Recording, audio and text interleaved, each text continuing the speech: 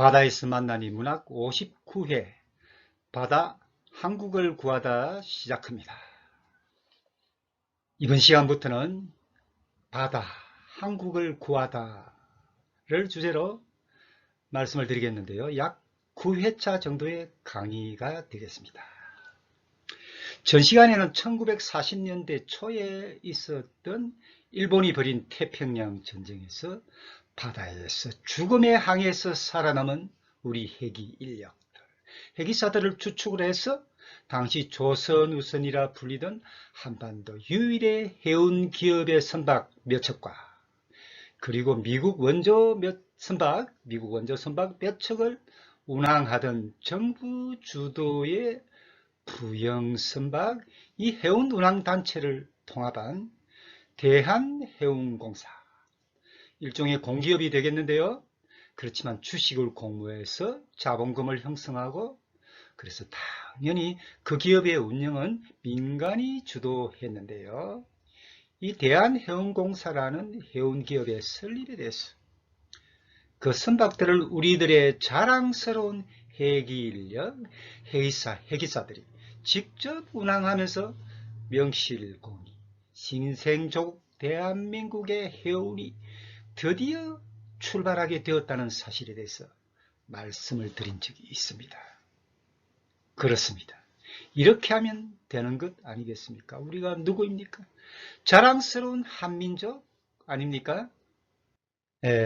지금까지, 그러니까 전 시간까지 저는 우리 한국이, 그러니까 한반도의 우리 한민족이 어떻게 해서 그처럼 바다의 깊은 잠에서 깨어날 수 있었나의 과정에 대해서 말씀을 드렸고요. 이제부터는 제가 말씀드리게 되는 내용은 이 바다가 어떻게 해서 위기의 한국을 구했나, 바다 한국을 구하다 그 내용에 대해서 말씀을 드리겠는데요. 그 전에 잠시 당시 1945년 해방 후부터 6.25 전쟁을 거쳐 1950년대 말까지 우리 한국의 해양계의 상황에 대해서 잠시 말씀을 드리도록 하겠습니다. 광복 후 대한민국 정부가 수립되고 6.25 전쟁을 겪고 다시 사회의 혼란 상황이 어느 정도 정리되어간 1950년대 말까지만 해도 한국 해운이라고 그러죠. 한국 해운은 아직 초보 단계에 불과했습니다. 일본으로부터 단환선박 몇 척과 미국으로부터 대여선들과 그리고 정부 도입선, 그러니까 대한민국 정부가 돈을 주고 외국의 상선을 구입한 것이 몇 척 있었는데요. 이렇게 해서 일제로부터 돌려받은 선박, 미국으로 원조받은 선박, 그리고 대한민국 정부가 직접 구입한 선박 몇 척, 이렇게 모은 몇 척, 그야말로 몇 척을 가지고 해운, 물론 외양해운을 말하는데요. 지금 말씀드리는 것이 당시 한국 해운이 할 수 있는 전부였습니다. 지금의 한국 해운의 발전을 생각한다면 기적이라고 말하는 것밖에 달리 할 말이 없는 것 아니겠습니까? 6.25 전쟁인데요. 이 전쟁이 휴전이 되고 나서 전쟁이 끝났겠죠. 일단은 끝난 겁니다. 다시 평화정국이 찾아왔는데요. 당시 국가가 국민을 위해서 최우선으로 해야 하는 일은 생필품 확보였습니다. 생필품. 전쟁으로 모든 것이 부서진 상황에서 수많은 원조 물자가 들어왔는데요. 그 운송을 대부분 외국 상선들이 실어 날랐는데요. 국가 경제와 해운의 원리에서 보면 원수의 국가 일본은 어쩔 수 없는 이웃이었습니다. 그것이 당시 견뎌야 했던 한국 경제의 현실이었습니다. 전후에 원조국의 원조물자만으로는 생필품이 부족했던 겁니다. 원조물자만으로 생필품이 부족했던 한국은 어쩔 수 없이 일본으로부터 수입에 의존해서 해야 했습니다. 매우 소규모이긴 하지만 당시 한국 해운은 동남아시아의 여러 나라들과 무역을 했는데요.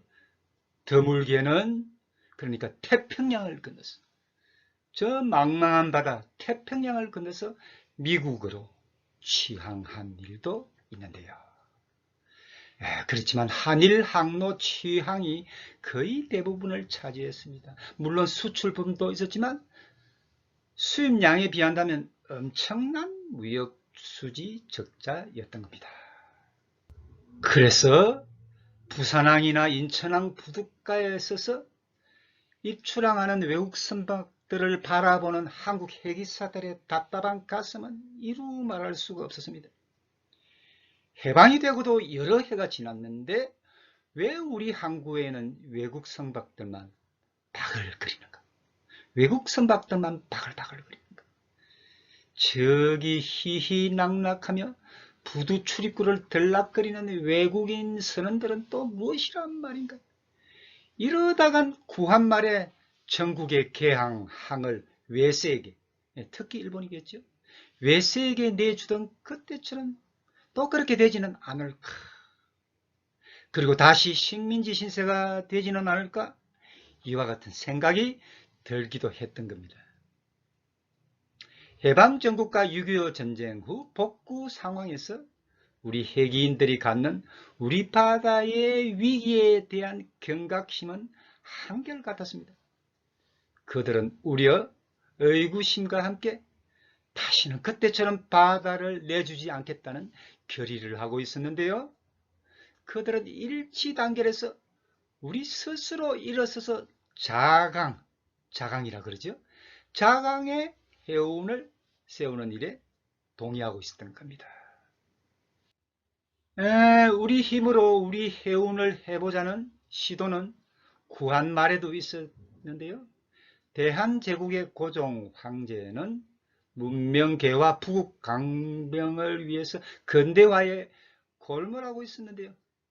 해운이 근대국가의 기본임을 깨닫고 당시 국제정세에 대응하기 위해서 조직한 새로운 정부기구 통미기무아문이나 전국 조국운송을 맡은 전운국으로 하여금 해운을 경영하게 했는데요. 그러니까 정부에서 직접 운영하는 관영해운이죠.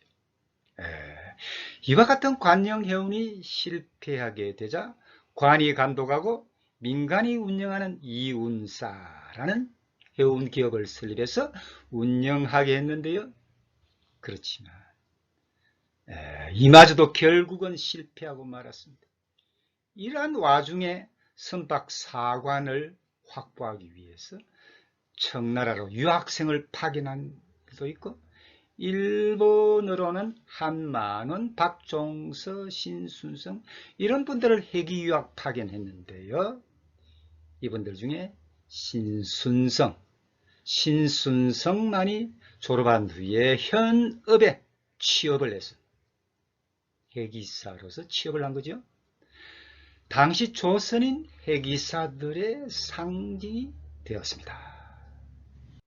한 국가가 근대국가로 나아가기 위해서는 해운이 절대 필요한데요. 해운이 절대 필요합니다.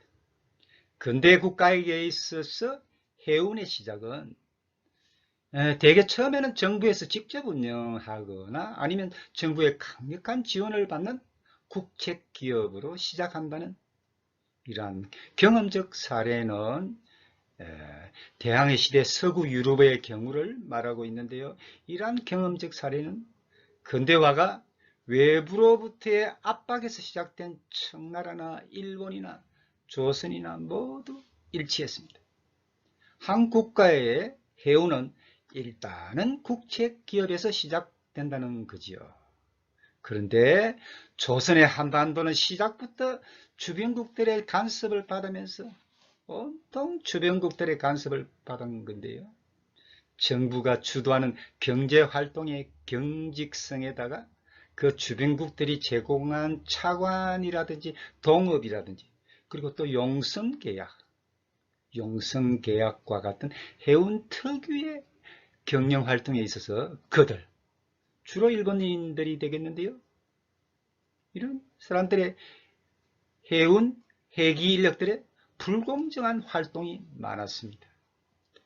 이러한 일들이 당시 정부 주도의 해운 경영에 막대한 손해를 초래했으면 물론입니다. 그리고 일본이 한반도를 병합할 점에는 이미 우리의 해운은 송두리째 일본의 수중에 들어가 있었던 겁니다.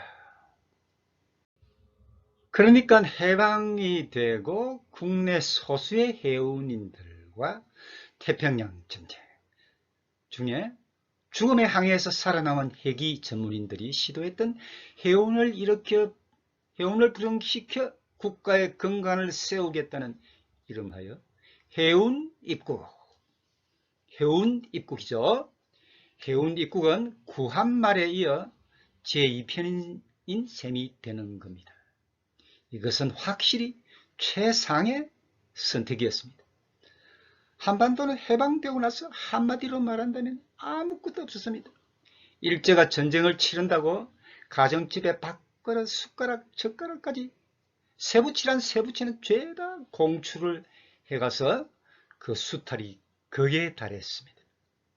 그러고 나서야 해방이 찾아왔는데요. 해방을 점해서 한반도를 둘러싼 강대국들의 계산은 복잡했는데요.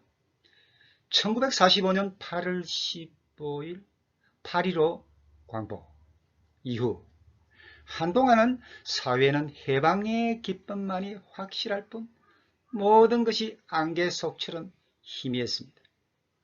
미 군정이 선포되고 미국은 한국에 원조 물자를 실어 나르기 위해서 자기들의 선박을 제공했습니다. 이 자기네들의 이 선박들은 주로 미국이 제2차 세계대전을 수행하면서 건조한 전쟁표준선인데요. 이들 전쟁표준선 중에 다수의 전쟁표준선이 한국의 원조 또는 대여 방식으로 제공되었습니다. 이로써 미국의 한반도에 대한 정치외교적 의지는 확고해지기 시작했습니다. 해방 후 한국 해양계는 선봉량 증가를 위해서 한국 해양이 당장에 할 수 있는 일은 일본으로부터 선박 반환이었습니다. 본래 한반도에 소속된 선박들을 일본이 패전하면서 자기네 나라로 가져간 겁니다. 무역을 위해서 외양으로 먼 바다로 배를 띄우는 일은 많은 자본이 드는 일이었어요. 해양국으로 성장한 대개 국가들이 그 과정에는 정부의 재정적 지원이 있었습니다. 그러니까 식민 상태에서 갓 벗어난 한국이 한국 해운의 선봉량 증가를 위해서 자체적으로 할 수 있는 일은 아무것도 없었던 거죠. 일본으로부터 선박 반환은 미 군정청 법령 제33호가 공포되고 나서야 이루어지기 시작했는데요. 그 과정은 참 험난했습니다. 반환 선박의 기준은 일제강점기 하에 조선적이었거나 또는 1945년 8월 9일 기준으로 한반도 또는 조선 수역에 있던, 그러니까 우리네 바다에 있던 일본 선박이었는데요. 그런데 일본은 패망하고 철수할 때 전쟁에서 침몰되지 않고 남아있던 조선우선 선박들을 끌고 가버렸습니다. 그리고 나머지 선박들도 어딘가로 숨겨두고 있었던 겁니다. 그들은 철수할 때 관련 서류들을 모두 폐기해버렸는데요. 참 교활한 자들이죠. 서류들을 모두 폐기했기 때문에 반환 선박의 목록을 만드는 일도 난망했습니다. 이때 부산항의 급수업자 박봉삼이 해방 전에 부산항에 입항했던 선박에 급수한 급수선이니까 물을 대주지 않았겠습니까? 입항한 선박에게 물을 대주는 급수선, 선박에 급수를 해준 급수일지를 어렵게 찾아냅니다. 그래서 이 급수일지를 참고로 해서 문제의 반환 선박 리스트를 작성해서 제출을 했는데요. 이것은 반환 선박을 안건으로 진행된 한일 간의 해운 회담에서 오리발을 내밀고 있던 일본인 대표들에게 꼼짝할 수 없는 증거가 되었습니다. 이번 시간 여기까지입니다.